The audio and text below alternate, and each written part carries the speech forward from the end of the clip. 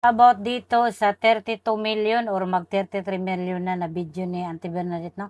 Na hindi pala siya dito kumikita kasi hindi pa siya na-monetize. Ang daming nanghinayang, kahit ako naman hindi ko na-expect na hindi pa pala siya monetize kasi isipin niyo ang hirap mag-viral dito kay Meta tapos biglang mag-viral yung content mo tapos hindi ka pa naman monetize, hindi ka pa talaga kikita. Mga nagtatanong, no, paano na lang yung mga video niya na nag-viral, sample, mamonetize siya. Para mas maintindihan nyo, ito yung mangyayari sa kanya. Sample, this day, nagkaroon siya ng content monetization. Alam naman natin, ang content monetization, 3-in-1 tools yan. Pwede kang kumita sa AdSense bonus at stream ads. So this day, nagkaroon siya ng content monetization. Meron siyang video na 32 million or 33 million round up. Kapag yung video niya, mag 34 million, 35 million, 36 hanggang pataas, diyan pa mag-start nakikita siya. Kasi yung nagkaroon siya ng 32 million or 33 million, hindi pa naman siya monetize. Kahit nagkaroon na siya ng maraming million, yung nakaraan, hindi pa counted yun. Kasi ngayon lang naman siya na monetize. Same thing din sa mga dati niyang video. Kasi nagkaroon siya ng million, hindi pa naman siya monetize. So ngayon pa lang mag-start kikita yung mga video niya. So para siyang nag-start back to zero. Kapag na-monetize tayo, kapag nag-set up tayo, di ba zero yung earnings natin? Kahit matagal na tayo na panahon na nagpo-post ng content, di ba?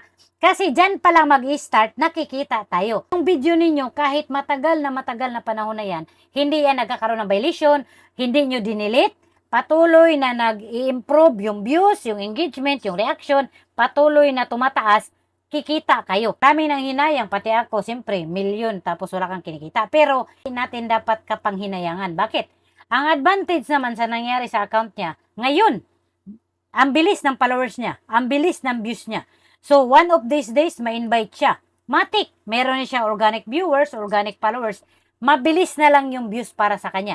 Kasi nagkaroon na siya ng organic viewers at followers. Minin na natin na maliit naman talaga yung bigay ni Meta. Mas malaki pa yung opportunity na makukuha niya sa outside Meta or sa ibang tao na tutulong sa kanya. Sa mga nagsasabi na may ads yung video niya, so it doesn't matter. Kasi monetize ka or hindi, may ads talaga yung video mo. So kapag ganito yung nangyari sa inyo na nag-viral yung video, marami na kayong followers, tapos hindi pa kayo monetize, hindi pa talaga kayo kikita. Saka pa lang mag-start yung kita ninyo kapag ma-monetize na kayo. Ito yung sinasabi ko sa inyo na hindi lahat swerte. Kagaya sa kanya na nag-viral, na swertehan, nag-trending, nakilala.